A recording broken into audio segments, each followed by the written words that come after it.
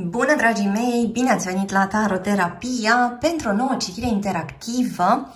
Astăzi vom explora împreună ce simte acum pentru tine persoana care te interesează și ce ar putea să urmeze în conexiunea voastră. Vom avea două grupuri. Pentru grupul 1 avem acest tarot steampunk, iar pentru grupul 2 avem tarotul egiptean. Folosim de asemenea acest oracol Power Animals. Vă invit pe site-ul www.taroterapia.ro pentru seturi de tarot și oracole noi, cursul de tarot intuitiv cu metoda Taroterapia. Citirea noastră este colectivă. Vă rog, luați de aici ceea ce rezonează cu fiecare dintre voi. Este o citire fără timp, adică e relevant momentul în care ascultați acest mesaj, nu momentul publicării acestui video. Începem! În grupul 1, cei dintre voi care au ales acest set de tarot Steampunk, Art Nouveau, începem cu acest oracol, Power Animals. Ce simte această persoană acum pentru tine? Ce ar putea să urmeze în conexiunea voastră?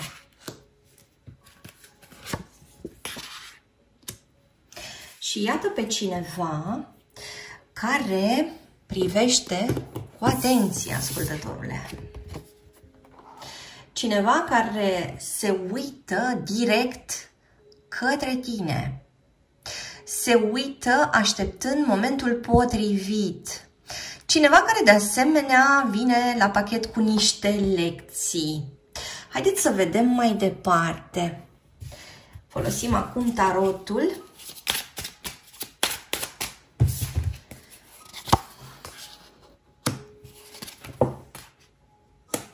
Marea Preoteasă, îndrăgostiții, iată și împăratul, 4 de bâte, 2 de bâte, judecata și avem și acest papă. Vorbim aici despre o desfășurare de forțe care atinge punctul culminant. Avem 5 arcane majore și evenimente extrem de importante care se anunță în această conexiune.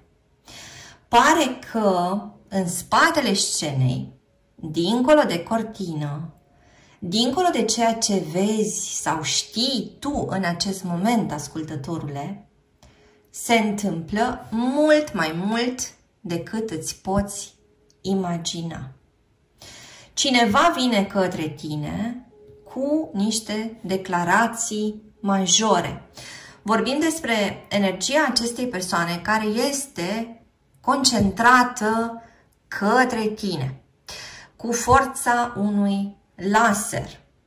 Persoana asta arde de nerăbdare să te vadă, arde de nerăbdare să-ți vorbească, ascultătorule, să petreacă timp cu tine. Persoana asta își va pune inima pe tavă, în fața ta. Iar asta pare să vină după o perioadă în care probabil tăinuise ceea ce simte. Sau poate după o perioadă de oarecare neutralitate. Lucrurile între voi doi se aprind, ascultătorule. Sau se reaprind. Avem această energie a focului, pregnantă, da? Avem și în arcana împăratului energia focului. Vorbim despre o situație care devine din ce în ce mai fierbinte. Cineva vine cu niște lecții învățate. Iată, acest lup care poate să fie un profesor foarte bun și de asemenea maturizare emoțională. Așadar, vorbim despre cineva care pare că a prins curaj în urma unor lucruri pe care le-a învățat, ascultătorule. Persoana asta poate să vină transformată în fața ta de data asta, pentru că nu tratează lucrurile cu superficialitate sau nu le mai tratează cu superficialitate pentru cei dintre voi care au avut deja această conexiune cu această persoană de mai multă vreme. Simt că vorbim aici despre ceva ce vă va surprinde extrem de mult. Interesantă această arcană a Marii Preotese. Adică arcana intuiției sau arcana misterului. Pentru unii dintre voi, în ultima perioadă, s-ar putea să fi fost tot felul de semne. Se poate ca voi să fi primit tot felul de semnale din partea acestei persoane, probabil timide sau indirecte, însă ceva tot creștea. Ceva se acumula și iată cum urmează să iasă la suprafață cu putere. Poate ați observat că persoana asta, de exemplu, posta tot felul de texte pe pagina sa sau își actualiza non-stop fotografia de profil sau își schimba statusul sau posta anumite melodii care se refereau la tine, ascultătorule. În alte cazuri, poate că ai auzit de la cunoscuți că persoana asta tot întreba despre tine. Și persoana asta a început să se întrebe dacă tu ai înțeles mesajele sale indirecte, dacă tu ai înțeles aluziile sale. Se întreba dacă nu cumva tentativele sale au fost prea obscure, da? Prea misterioase. Persoana asta este foarte intrigată în legătură cu tine, ascultătorule. Pare că te visează foarte, foarte mult. S-ar putea, de asemenea, ca și tu să visezi această persoană. Pare că persoana asta a încercat să-ți dea de înțeles că vrea să se apropie de tine în diverse moduri și dacă pentru tine nu a devenit deocamdată clar, atunci va deveni evident în perioada următoare, pentru că, iată, pare că vei afla de la această persoană despre gândurile sale, despre frământările sale, pare că vei afla despre ceea ce simte pentru tine, pare că vei afla despre planurile sale cu tine. Adică persoana asta nu mai poate pierde ocazia, nu mai poate pierde timpul și vrea să treacă la acțiune, acțiune directă. Și îndrăznește, da? Pentru că, iată, acest 4 de bâte arată un progres de la acest 2 de bâte, da? Cineva pășește dintr-un 2 într-un 4 de bâte. Mesaje, telefoane, plimbări, invitații, evenimente la care ați putea să participați împreună. Simt că persoana asta, ascultătorule, este pur și simplu fascinată de tine. Chiar mă întreb cum rezonează cu voi, chiar mă întreb dacă ați primit deja semne, semnale din partea acestei persoane, dacă ați înțeles niște lucruri, da? Dacă ați visat ceva anume, dacă ați auzit de pe la cunoscuții voștri, vă invit să împărtășiți cu mine, ca de obicei, în comentarii. Pare că citirea asta este pentru cei dintre voi care au o conexiune extrem de intensă cu această persoană. Adică aveți sentimente reciproce, probabil că aveți o relație plină de pasiune, multă chimie, momente de extaz, entuziasm, avem planuri noi, se anunță o grămadă de lucruri. Și ce mi se pare foarte interesant este că acest împărat susține relația voastră în acest context. Adică avem dorința de stabilitate, avem pe cineva serios, cineva care își dorește să fie în preajma ta în permanență, ascultătorule. Persoana asta nu îți poate da drumul și simt că nu va rata ocazia să îți comunice acest lucru. Îți va spune că a trecut prin momente dificile, îți va spune că a avut de parcurs un anumit drum, că a înțeles niște lucruri, că i-ai lipsit, că s-a gândit foarte mult la tine, că s-a gândit foarte mult, de exemplu, că nu-și dorește să fii cu altcineva, că trebuie să își încerce șansa, apropo de relația voastră, că trebuie să investească, da? Că trebuie să îți arate, că trebuie să vină cu această poziție matură. A învățat ceva, cineva i-a spus de asemenea ceva important acestei persoane în ultima perioadă. A avut o discuție cu cineva și de acolo persoana asta pare să fi rămas pe gânduri. Cred că ochii săi s-au deschis larg în urma acelei discuții. Avem până acum persoane din Rac, Pești, Scorpion, Berbec, Gemeni sau Taur. Avem interacțiuni dintre un semn de pământ și un semn de foc, un semn de pământ și un semn de aer, un semn de foc și un semn de aer, o interacțiune între două semne de foc sau o interacțiune dintre două semne de aer.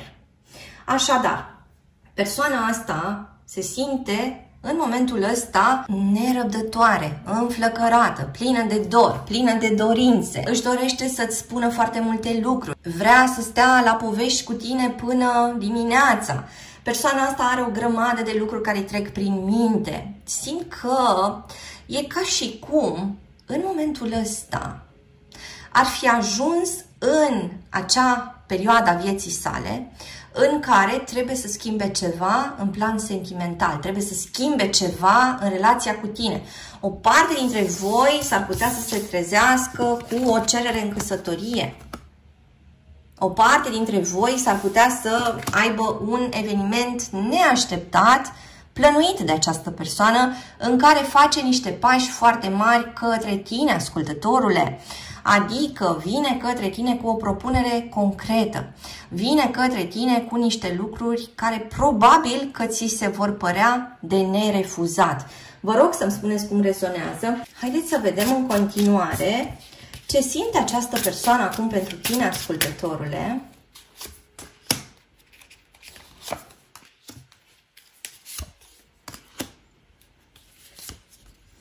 Persoana asta știe că dacă va avea de înfruntat greutăți pentru a ajunge la tine, nu va da înapoi. Pentru că entuziasmul său este la cote maxime, da? Pentru că fanteziile sale cu tine sunt la cote maxime. Pentru că ceea ce poate să trăiască cu tine este extrem de promițător. Persoana asta își închipuie cum ar putea să locuiască cu tine. Își închipuie cum ar putea să-și petreacă vacanțele cu tine. S-ar putea să te ducă într-un loc complet nou, da? Și să-ți arate ceva acolo. S-ar putea să-ți vorbească despre o investiție, despre o casă. S-ar putea să-ți vorbească de asemenea despre un teren, undeva la țară sau într-o zonă de deal, de munte. Deci simt că persoana asta este pusă pe fapte mari. Și în același timp, din partea ta, apare această energie a neașteptatului. Adică ceva de genul, dar ce s-a întâmplat cu această persoană? Ce se întâmplă cu toate aceste propuneri? Să le iau în serios, să nu le iau în serios? Bineînțeles că faptele vor decide, bineînțeles că faptele vor avea prioritate în fața cuvintelor. Însă, din această citire ar reieși că această persoană vine înarmată nu doar cu declarații, ci și cu acțiuni, acțiuni majore pentru povestea voastră. Îți mulțumesc că ai fost cu mine astăzi, te aștept și data viitoare. Hai pe www.taroterapia.ro, descoperă cursul de tarot intuitiv cu metoda Taroterapia. Obiectivul acestui curs de tarot este ca tu să înveți în mod intuitiv, rapid și practic cum să interpretezi tarotul pentru tine și pentru alte persoane, folosind orice pachet de cărți de tarot. La finalul acestui curs vei ști cum să folosești tarotul într-un mod practic, vei căpăta o perspectivă nouă, utilă pentru a interpreta cărțile de tarot în orice arie care te interesează: dragoste, relaționare, profesie, bani, dezvoltare, creștere personală, decizii de zi cu zi și așa mai departe. Vei ști ce indicii rapide să cauți în cărțile de tarot pentru orice întrebare pe care o ai. Vei cunoaște nu doar semnificația tuturor cărților de tarot, dar vei ști să obții rapid mesaje esențiale din combinațiile dintre arcane. Vei avea o conexiune mai bună cu intuiția ta și un mod inedit de a observa lucrurile nevăzute. Vei avea la îndemână, oricând și oriunde, materialul complet pentru a repeta ceea ce ai învățat. Accesul tău la curs este nelimitat.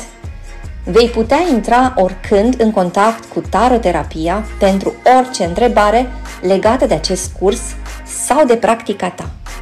Hai acum în comunitatea noastră pasionată de tarot și pregătește-te pentru o aventură fascinantă în universul arcanelor. Sunt aici cu grupul 2, cu cei dintre voi care au ales tarotul egiptean. Ce simte această persoană pentru tine acum, ascultătorule? Ce ar putea să apară între voi doi în perioada următoare?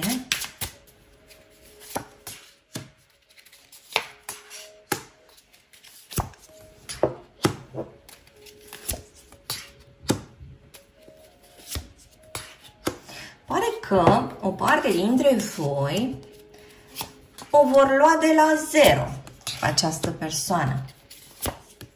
Adică este genul de poveste în care nu aveți probabil foarte multe promisiuni sau nu aveți foarte multe fapte la îndemână din partea acestei persoane și totuși s-ar putea să apară ceva care să răstoarne situația voastră. Pare că în perioada asta lucrurile sunt cumva stranii. Pare că în perioada asta vă întrebați foarte mult ce se întâmplă în viața acestei persoane. Persoana asta la rândul său se întreabă ce se întâmplă în viața ta, ascultătorule. Iar asta înseamnă că pentru o parte dintre voi, contextul actual presupune că sunteți poate la distanță sau nu mai comunicați la fel de des ca înainte sau sunteți într-o anumită separare. Așadar, pare că fiecare dintre voi abia așteaptă să audă câte ceva despre celălalt sau de la celălalt. Vă rog să-mi spuneți cum rezonează cu voi. Interesant că persoana asta a pornit și apoi s-a oprit de mai multe ori. A intenționat să vină către tine cu ceva important, ascultătorule, după care și-a pus frână. Persoana asta ba se luptă, ba se retrage. Și în același timp observ aici că situația voastră se apropie de un moment al deciziei. Pentru că, iată, apar aceste arcane majore care invită conexiunea voastră la un moment de reflexie și la a spune clar și răspicat ce veți face în continuare. Interesant că persoana asta a crezut că povestea voastră nu o să se transforme în ceva serios. Probabil că această persoană a avut parte de niște sentimente față de tine, ascultătorule, la care nu s-a așteptat. Probabil că această persoană s-a luptat foarte mult cu ceea ce simte și s-a speriat foarte mult de ceea ce simțea. Adică persoana asta s-a cam simțit luată pe sus de desfășurarea relației voastre și de ceea ce apărea între voi doi. De ca și cum persoana asta nu a estimat că povestea voastră se poate transforma în ceva intens. Persoana asta nu a estimat că povestea voastră o să-i dea bătăi de cap.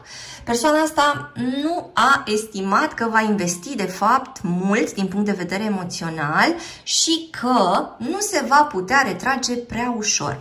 Și atunci, în momentul în care a constatat că lucrurile dintre voi doi devin din ce în ce mai aprinse, da? Că lucrurile devin mai serioase, s-ar putea să își fi făcut băgăjelul și să fi încercat să plece. Sau mai există și varianta în care ați avut tot felul de neînțelegeri în relație și fie tu, ascultătorule, fie persoana asta, cerați câte o perioadă de pauză. Hai să mai stăm, hai să ne mai gândim, hai gândește la ce ai făcut, hai să vedem cine își recunoaște primul greșeala și tot așa. Însă ce văd aici este că niciunul dintre voi parcă nu a declarat până la capăt ceea ce simte sau ce intenții are, însă în momentul ăsta pare că pe amândoi vă frământă o anumită decizie care nu a fost luată și spuneam, acea decizie pare să se anunțe în perioada următoare. Iată, o parte dintre voi sunt deja despărțiți, o parte dintre voi sunt în momentul ăsta într-un moment de cumpănă. Și de asemenea mai simt că această citire s-ar putea să se refere la cei dintre voi care sunt în relații complicate, dificile, poate că sunteți, de exemplu, într-un triunghi amoros. Și vi se spune că persoana asta are momente în care se simte detașată și cumva pe drumul său și alte momente în care amintirile voastre îi revin foarte, foarte puternic în minte. Da? Are momente în care se trezește gândindu-se la tine cu foarte mult drag, cu jind, da? Cu dor. Și în momentul în care își dă seama că energia sa este în continuare acaparată de tine, cumva încearcă să-și continue drumul sau încearcă să-și continue lupta. Și totuși, Ceva lipsește în mod fundamental din viața acestei persoane în momentul în care se îndepărtează de tine. Acest gol devine insuportabil pentru această persoană. Și atunci, deși povestea voastră pare încercată, deși aveți tot felul de perioade de fragmentare, da? De lipsă, de distanță, de absență, într-un fel sau altul vă regăsiți din nou împreună. E ca și cum totuși ceva vă ghidează de sus, înapoi, unul către celălalt. Pentru că avem aici și steaua și papa. Adică, parcă mai aveți lucruri de luat aici, parcă mai aveți lecții de învățat, parcă mai aveți experiențe de trăit. Pare că povestea voastră nu se poate închide prea ușor. Este genul ăla de poveste de care vă amintiți tot timpul, fiecare dintre voi. Este genul de conexiune pe care nu o puteți da la o parte. Este genul de conexiune care aparent nu seamănă cu ceva din trecutul vostru. Vă intrigă povestea asta pe amândoi. Pare că amândoi aveți cam aceleași frământări, amândoi aveți în minte cam același tip de gând sau de plan și totuși când ajungeți unul în fața celuilalt, parcă vă lăsați purtați de ceva jocuri de putere. Cine e mai sus, cine e mai jos, cine decide, cine trebuie să tacă, cine are controlul, cine se simte extrem de fragil. Mă întreb cum rezonează cu voi. Haideți să vedem în continuare. Până acum avem pe cineva din Taur, Vărsător, Capricorn, Fecioară. Apare de 2 ori Fecioara. Mai avem de asemenea pe cineva din Rac sau din Balanță. Iată din nou semne de apă. O călătorie foarte importantă cu niște concluzii foarte interesante de asemenea. S-ar putea ca pentru o parte dintre voi această situație să se clarifice în urma unei întoarceri dintr-o anumită deplasare, dintr-o anumită călătorie. De asemenea, pentru o parte dintre voi, cam în 4 săptămâni de acum încolo s-ar putea să se întâmple ceva important. Ceva se repetă. Persoana asta vine către tine, ascultătorule, cu ceva ce tu ai mai auzit. Și îți spune, declară ceva anume și tu rămâi pe gânduri în urma acelui mesaj. Interesant totuși că se creează o cale comună. Se creează o punte, se creează acest pod între voi doi. Și pare de asemenea că pot fi date la o parte o grămadă de neînțelegeri. Pot fi înlăturate niște dubii. S-ar putea să vă declarați unul celuilalt niște lucruri pe care nici măcar nu le bănuiserăți. S-ar putea ca această discuție și întoarcerea din această călătorie care este prezentată aici să vină cu fructe foarte bune pentru o parte dintre voi. Îți mulțumesc că ai fost cu mine astăzi, te aștept și data viitoare. Hai pe www.taroterapia.ro, descoperă cursul de tarot intuitiv cu metoda Taroterapia. Obiectivul acestui curs de tarot este ca tu să înveți în mod intuitiv, rapid și practic cum să interpretezi tarotul pentru tine și pentru alte persoane, folosind orice pachet de cărți de tarot. La finalul acestui curs vei ști cum să folosești tarotul într-un mod practic, vei căpăta o perspectivă nouă, utilă pentru a interpreta cărțile de tarot în orice arie care te interesează: dragoste, relaționare, profesie, bani, dezvoltare, creștere personală, decizii de zi cu zi și așa mai departe. Vei ști ce indicii rapide să cauți în cărțile de tarot pentru orice întrebare pe care o ai. Vei cunoaște nu doar semnificația tuturor cărților de tarot, dar vei ști să obții rapid mesaje esențiale din combinațiile dintre arcane. Vei avea o conexiune mai bună cu intuiția ta și un mod inedit de a observa lucrurile nevăzute. Vei avea la îndemână, oricând și oriunde, materialul complet pentru a repeta ceea ce ai învățat. Accesul tău la curs este nelimitat. Vei putea intra oricând în contact cu Taroterapia pentru orice întrebare legată de acest curs sau de practica ta. Hai acum în comunitatea noastră pasionată de tarot și pregătește-te pentru o aventură fascinantă în universul arcanelor.